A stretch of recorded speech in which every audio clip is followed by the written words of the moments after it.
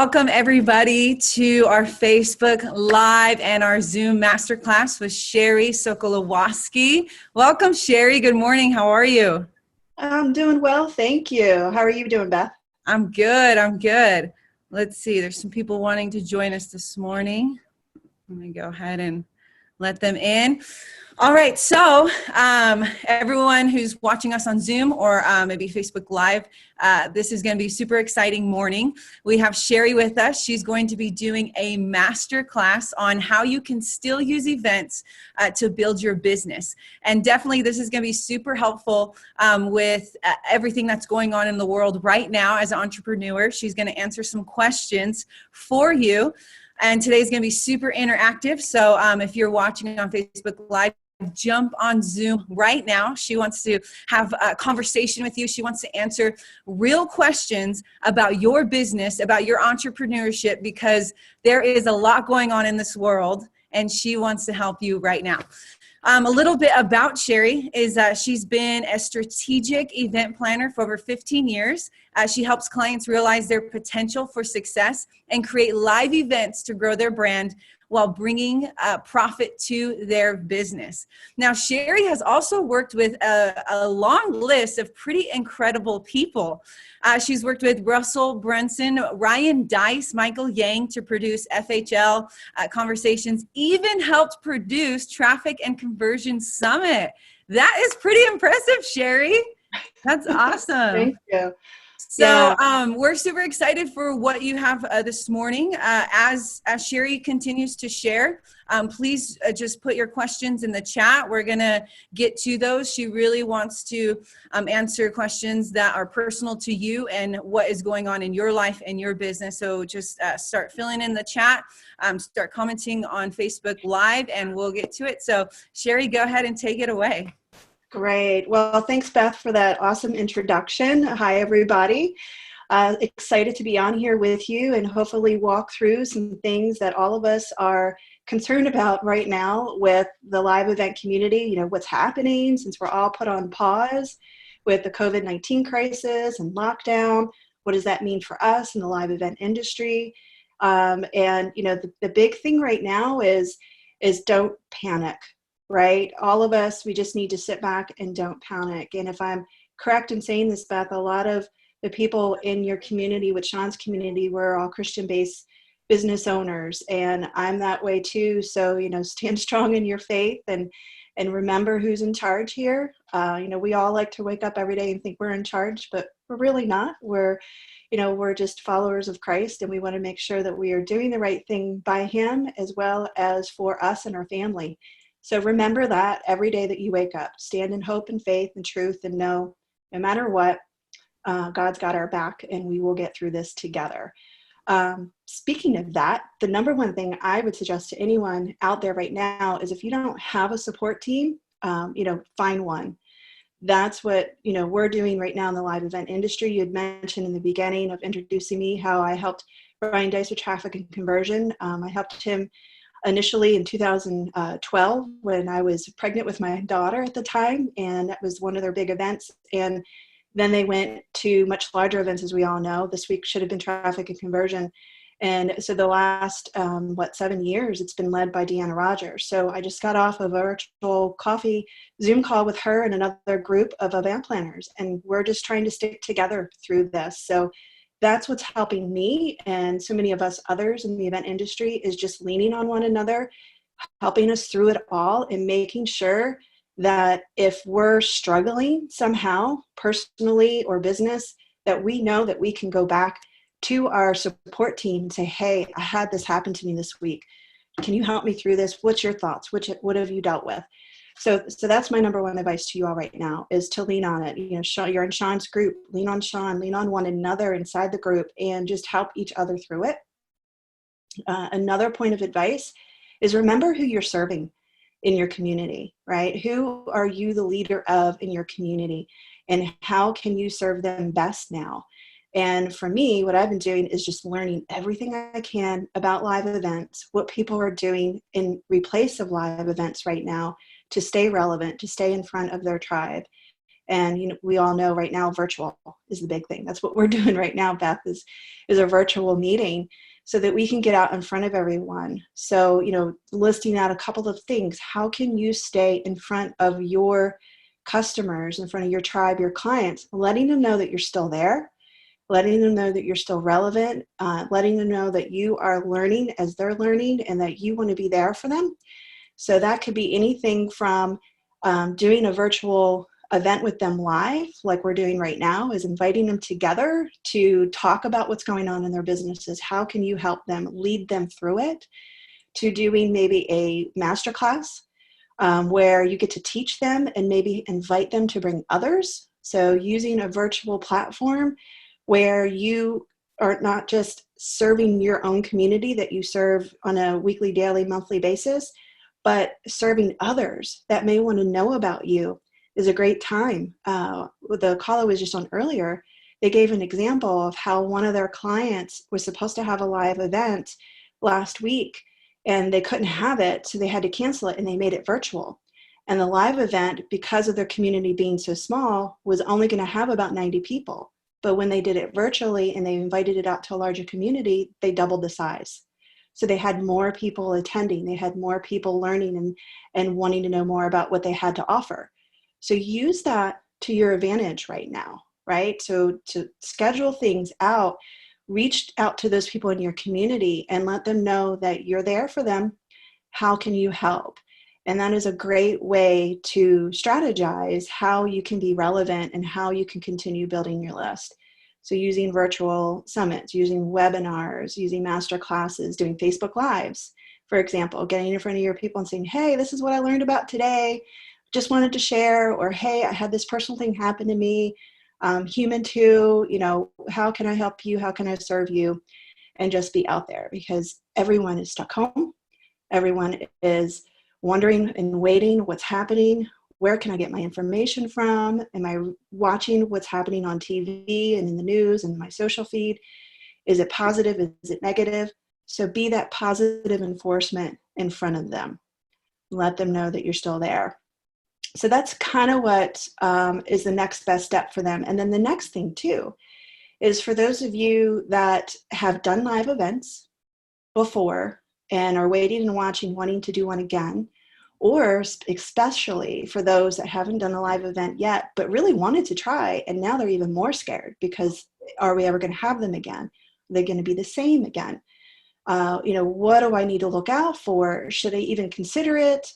And then the other big question too is, let's say they had an event on the books. It's down the road a little bit, right? It's happening this fall or maybe early next year, or maybe it's this summer. What should I do? Should I cancel it? Should I repost it, rebook it? All these questions. So many of us don't really truly know the answer yet. The talking heads are like, oh, we're okay until probably July. We're okay until probably June. The president was hoping we would be able to get back to normal on Easter. We just don't know. But the best thing to do is, again, don't panic. Stay in communication with your list. Let them know that you're still there. Your goal is to be there to serve. And that means if we can have the live event in the summer and we can have it in the fall, we still want to have it. But we have your best interest at heart. So we are going to stay in communication with you. We're going to let you know if plans change. And if we cannot have it live, we will do something else so that we can continue to serve you, because everyone needs to get through this together. So don't sit back and wait and watch, because others are sitting back and waiting and watching. You be the leader. That is so good. I love that. Other people are sitting back and watching, but this is our time to take action and be the leader right now. Exactly. I do have a few questions. Here's one. So you mentioned doing, summits and everything like that. This is the time, and eventually we'll get back to live ones one day. Yeah. Everyone seems to be doing summits. How can we differentiate ourselves from everyone else? It's a great question. And it's just like a live event. How do you make yourself different from everyone else? What is your USP? What is your unique selling proposition? The way that I would suggest you make yourself different from what everyone else is doing is to really touch on what they're hurting for right now. That's the big thing that I'm hearing everybody say, is make sure that you recognize that they're hurting right now.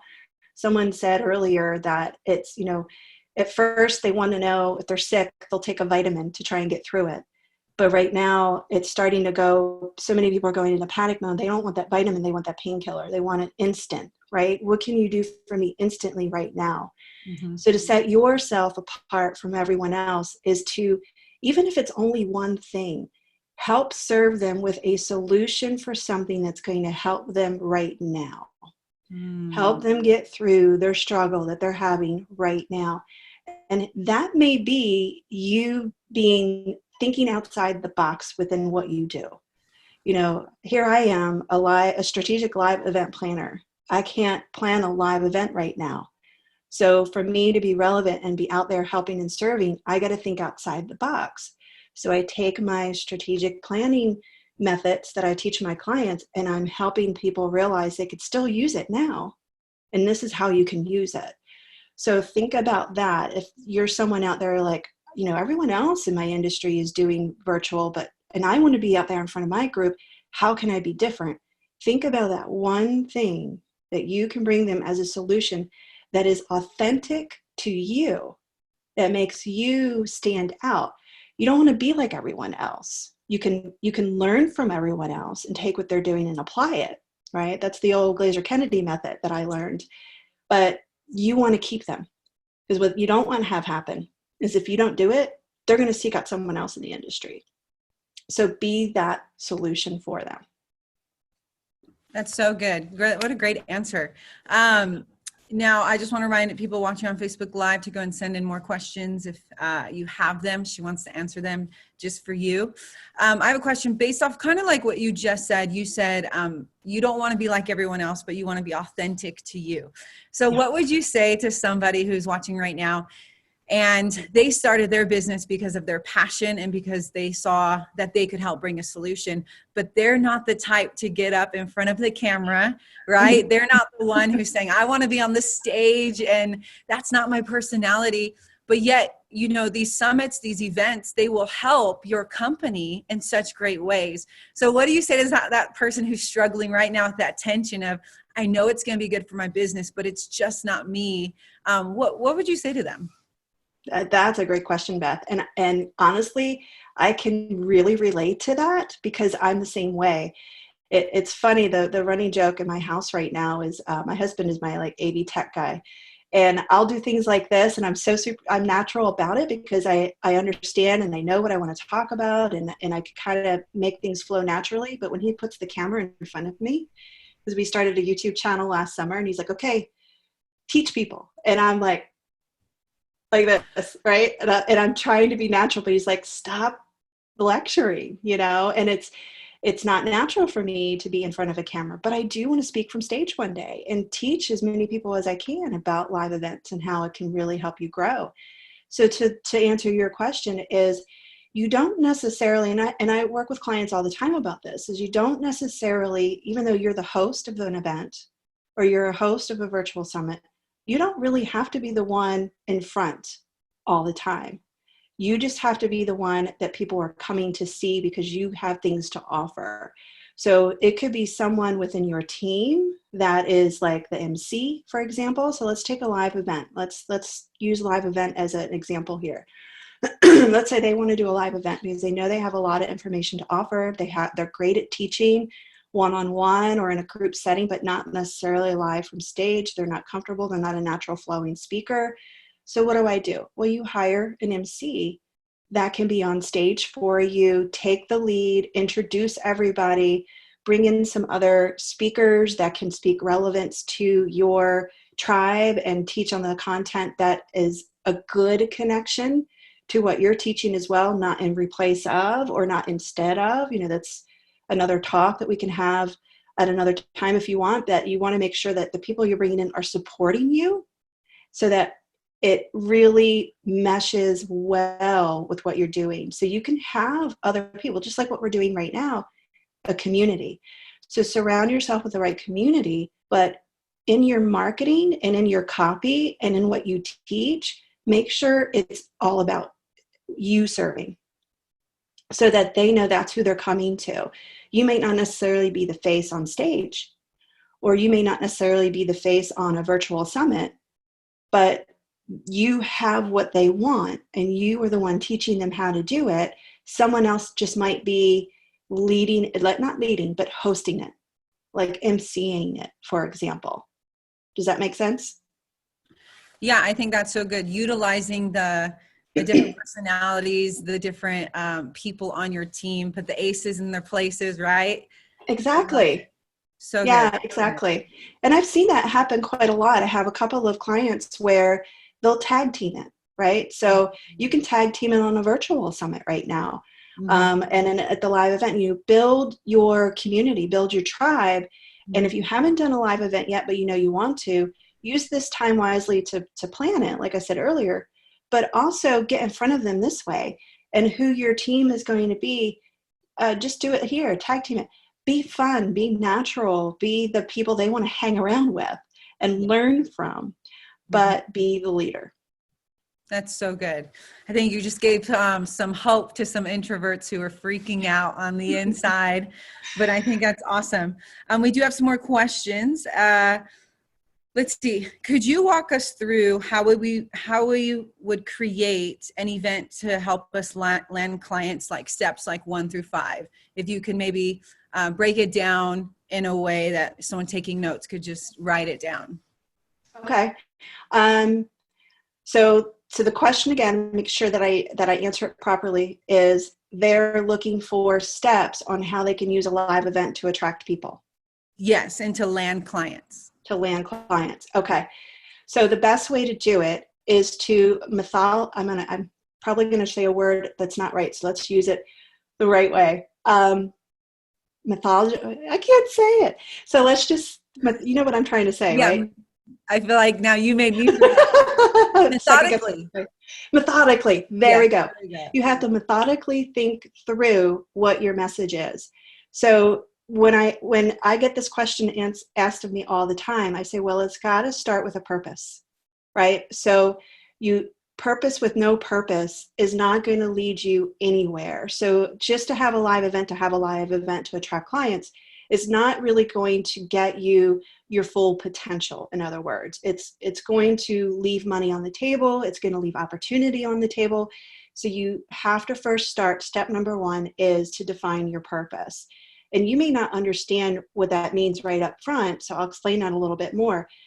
You have to look at a live event as part of your business plan, as part of your marketing funnel to attract people, because live events, we are all really seeing it right now. The real big impact of what a live event is the trust factor, the social networking, the amount of freedom and just overflowing of emotion that you get when you're in a live event, because you're around, if you do it right, you're around like-minded people. Right now, those people who go to those are sitting at home surrounded by their family, which is great. But if they're an entrepreneur at heart and a marketer at heart, their family may not understand what's going through their mind. But when they go to a live event, they're going to be around those people. So when you're putting on a live event, you have to start off with the right purpose. Is you have to figure out, why do I want to have this live event? Number 1. Number 2 is, I'm going to probably do more than 5 steps here. Number 2 is, it's not just why you want to have the event, but how can that live event be connected to your business in a way that it will grow your business and your brand if you plan it properly.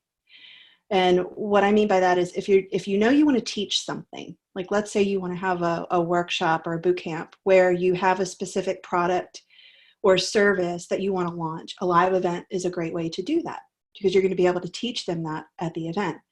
Well, if you don't have a full purpose lined out through the marketing of the event and through the content of the event and the deliverability throughout the event, then all they're going to get, now this might not be a bad thing.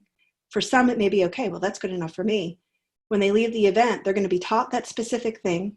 They may either have bought from it or learned from it, and then they're going to walk away. So if your purpose to have that live event is to do that, then make sure you know it going into it. But if your purpose is to gain clients, land clients, which was that specific question, then you need to put more in that outline of your purpose. So your purpose is, yes, I want to teach and I want to gain clients. So to teach, you just have to have the right content. You have to have the right theme, right? So, what's the purpose? Like a lot of events that my clients do are implementation events. So people are there to learn how, not only just to learn from them, but how to implement. And the reason they do it that way is because they know they need my client to help them implement the next thing they want to learn. So it's not a one and done thing. So once their purpose is to teach them what's happening in their business now, perfect example of what's going on. How can I survive this COVID-19 crisis in my business? So the purpose is to teach them how they can survive through it.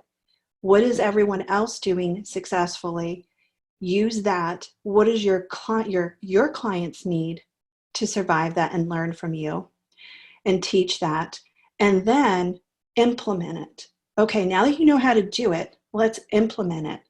And when you put that step into the purpose, they are then connected and tied to you as their teacher. Not just their leader, but their teacher. And what that purpose does at the end of the day is it makes your business grow and your brand grow, because now they know Beth is the leader and the teacher. I'm going to come to her when I have a question. I'm going to come to her when I'm ready for the next level, right? So those are the important steps when it comes to purpose purpose with purpose. And then what is your end result? So that's the other part of this that I teach my clients is, what does that end result look like? And they'll say to me, well, I want to make money. Well, everybody wants to make money. But when you put this live event on and you're seeking out, you're defining what your purpose is and what you want the content to be, what you want to teach the people from there.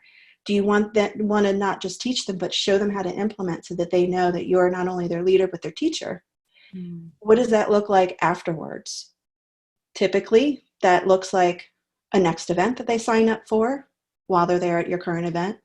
It also means what's the next service that they can upgrade to so that they could continue learning from you. It is join me for this, be part of my group, be part of my membership, be part of my tribe. This is how you do it. Your end game is not your end game where it's all said and done, where, okay, the event's over. I had a great time. I'll see you next year. That's not what your end game should be. Mm-hmm. So, I don't know if I counted all the steps properly, but that's kind of how I teach people. It's like, yeah, there's a whole lot of in the middle. There's budgets that you got to work through. There's staffing that you got to figure out. There's speakers that you got to learn and understand what's going to be appropriate. There's audio visual, there's all those little in-betweens that, yes, they're all important and they're all part of those steps. But if you have purpose with no purpose for the event and a true end game of figuring out what does that mean, then you just spent all that time, money, energy, and effort on a one and done, and it's not going to help you grow your business and your brand. I think that was such a great answer. You took such a large project and broke it down, like you said, methodically. And I think that's going to help a lot of people. I can just imagine how many people have thrown live events and without really breaking down their purpose and their end game, and what a waste. And so I think that's so, so good. We have another question. Let's see. Okay, so talking about, right now we can't really do live events, but we can do online events and summits. What would you say are the best platforms right now to use for online events? Oh, that's a great question, because that's what you're seeing everywhere, right? Especially for someone like myself, where I'm signed up for so many different e-newsletters and things. Yeah. If there wasn't already a virtual platform out there, others are creating them. So there's just so many platforms for you to choose from. And that's, again, a whole nother reason for you to jump onto a group and learn what they're doing, so that you can not only learn what those platforms are, but learn what the pros and cons of each platform are. So for example, the call that I jumped on this morning, we were talking about a handful of different platforms. I wrote them down. So, there's Vimeo Enterprise. And again, I have no affiliation with any of these companies, but apparently Vimeo Enterprise is a platform that does a lot. But it's kind of expensive. So if you have it in your budget, from what I understand, I haven't researched this. This is just from someone else who's using it. You could pay like $25,000 and it's unlimited. So if you do a lot of events and we don't know when the live event community is going to come out to play, and if you have that kind of money in your budget, and I like to say use events, virtual, live, any of them as marketing, that's part of your budget to grow your business, then pay that and do as many virtual things as you can. There are other places like I think Entrada, but I hear that's even more expensive. The other one was Bizzabo, Bizzabo, is a company that just came out with a live stream platform, a new one. I don't know anything about it, but it could be something for you to check out. Another one that a friend of mine who is in the Mir Beck, he's an AV guy who owns Beck Audiovisual. He looked into Hopin, HOPIN.TO. He said it's relatively inexpensive. He said it was something like $99 a month. And it may not be as big. I think you can only do, I think he said like 100 people for that price tag. And then it's like maybe 99 cents per person after that. I don't know. I mean, anyone who's watching this, just do your own research. But the one that everyone seems to be doing right now is what we're doing, Zoom. There's two methods of Zoom. There's Zoom Webinar, where you could do a class and you teach and, you kind of keep it where it's zoned in so you don't have a whole lot of distraction with people. But then there's also Zoom, the typical Zoom, where people can dial in and chat and be part of it. The virtual event I did yesterday with a client, we did an all-day virtual event, super amazing and awesome. He did it to raise money for the food banks for COVID-19 and to really test how he wanted to do his event that we were scheduled to have live in May. We're now going to have to make virtual. We wanted to do it to serve the community through a donation, as well as serve the community that letting them know he's still relevant. So he gained a lot of new followers this way of, oh, this is what he's all about. This is what he's teaching. And he spent the whole day teaching. And we used the chat as a form of interaction. And with Zoom, you can do breakouts. So you can assign people ahead of time. I want these people in this breakout room 1, or you can let Zoom just automatically do it. So it's a great way to do, you can't do it in Zoom Webinar, but you can do it in the regular Zoom. You just have to see what your Zoom accounts are, because there's different levels of Zoom of what you pay for to allow you the amount of people in there. So just kind of take that. But there are virtual platforms out there. You just have to know, again, what's your purpose, right? Just like with a live event. If your purpose is just to teach and you want to have people on to learn and see, Zoom's fine. But if you want to be able to have multiple platforms with different breakouts and the ability to talk with the speakers beforehand before they go live, just see what your purpose is and what you want to do and then go from there. And it's okay to start off with something small just to test it, to see how your market reacts to it. I think that's so good. I think you just gave so many options for people who are struggling right now, feeling like, oh man, the face-to-face interaction was taken from my business. But that's not an excuse. Like you said at the beginning, there's people who are sitting back watching and waiting, and there's people who are taking action right now, and they're seizing the moment. And I think all these online platforms, some of them are free, some of them you can choose, like you said, to pay at cost, and you get more opportunity with that. But there is no excuse to just sit back. This is the time to take chances and go out there. So that is all we have for today, all the questions. But thank you so much, Sherry. I think all the content you brought was so good. If you're watching live, you're just jumping in, go back and watch it. She answers so many great questions. She breaks down how to do live events, how to do online events. And so this is something that can really change your business. Sherry, do you have any last words for our viewers today? Yes, thank you, Beth, for the time. I'm very happy to be on. I hope we helped some people there. If anyone has any other additional questions about what should they be doing in regards to live events and how they can strategically plan for the future and what to look out for, because events will come back, but we just don't know what they're going to look like. So people like myself are researching that and trying to get our clients prepared. So if they have any questions, they could certainly reach out to me. My email address, I can put it here in chat for you, and then you can also let everyone else know.